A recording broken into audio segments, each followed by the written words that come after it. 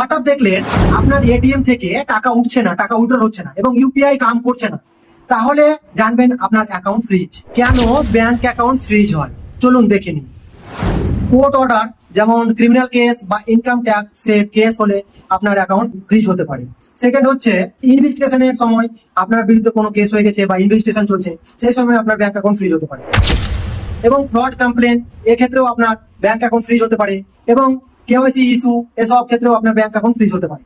এবং last tax dues বা cyber related case বা সাইবার ফ্রড কেস এক্ষেত্রেও আপনার ব্যাংক অ্যাকাউন্ট হয়ে যেতে পারে ফ্রিজ।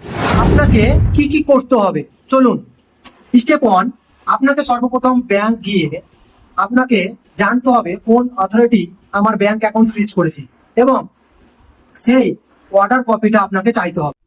স্টেপ 2 হচ্ছে যদি পুলিশ বা কোর্টের অর্ডার হয় তাহলে আপনাকে কোর্টে গিয়ে রিলিজ পিটিশন লাগাতে হবে এবং রিলিজ করাতে হবে কোর্ট থেকে। 3, যদি সাইবার কেস হয় বা সাইবার রিলেটেড হয় তাহলে আপনাকে সাইবার সেলে গিয়ে আপনাকে ক্লিয়ারেন্স নিতে হবে। যদি ট্যাক্স কেওয়াইসি প্রবলেম হয় তাহলে আপনাকে কনসার্ন অথরিটি বা ইনকাম ট্যাক্স অফিসে গিয়ে আপনাকে ক্লিয়ার করে নিতে হবে।